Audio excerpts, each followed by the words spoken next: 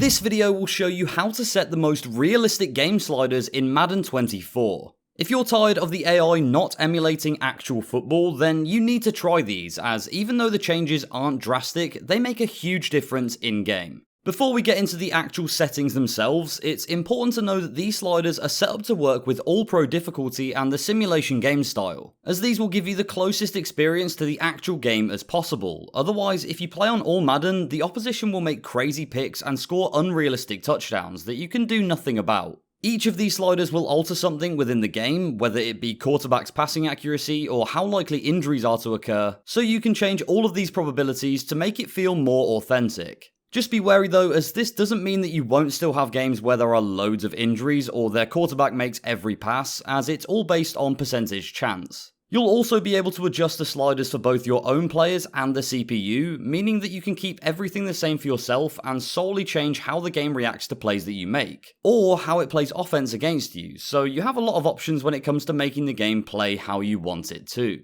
Finally, before we show you the game settings, there are two other game styles to be aware of: arcade and competitive. Arcade prioritizes a more fun and highlight reel style of gameplay, which can be great if you just want to relax and not try too hard. Then competitive, as you can imagine, focuses on a more hyper-realistic feel with a lot of emphasis on stick skills. To kick off the realistic slider settings, first go into settings from the homepage, and there are a few that we need to change under the game options. The only ones you want to change here are skill level to All Pro, game style to simulation, quarter length to 12 minutes, play clock on, accelerated clock on, and minimum play clock time to 20 seconds. Then for gameplay helpers, set auto flip defensive play call to off, defensive ball hawk to on, defensive heat seeker assist to off, and then defensive switch assist to off as well. And for the player sliders, have injuries at 25, fatigue at 50, and player speed parity scale at 45. Moving over now to the penalties tab, these sliders will affect how the game is officiated, so change offside to 70, false start to 70, offensive holding to 65, face mask to 65, illegal block in the back to 60, roughing the passer to 50, defensive pass interference to 70, and then for all of the options after that, leave them all on.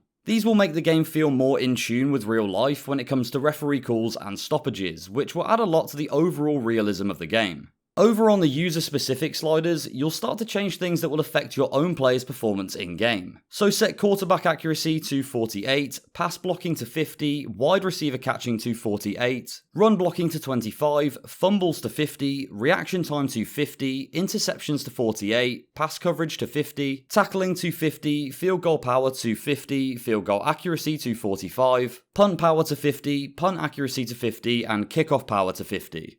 All of these changes, while they may seem minor, will make a big difference in how your team operates and performs in-game. The game itself already plays fairly realistically as it is, so there are only a few small changes needed to get it feeling just right. Finally now onto the CPU specific sliders, and these will affect how the opposition team plays, so you can reduce the chance of them making crazy tackles or picks for a more balanced feel. For these, set quarterback accuracy to 52, pass blocking to 50, wide receiver catching to 50, run blocking to 50, fumbles to 50, reaction time to 55, interceptions to 50, pass coverage to 55, tackling to 55, field goal power to 50, field goal accuracy to 50, punt power to 50, punt accuracy to 50, and kickoff power to 50. With these game slider settings, your game will feel as realistic as possible, while not taking away from the fun of it. Playing on competitive or all Madden, or with the sliders more extreme than this, will make the game feel like a chore, and every play will have to be a masterstroke in order to score, which isn't fun for most people. If this video helped you out in Madden 24, make sure to check out our tutorial on how to be the #1 draft pick in Superstar mode. I've even put the video on screen for you to click through to now.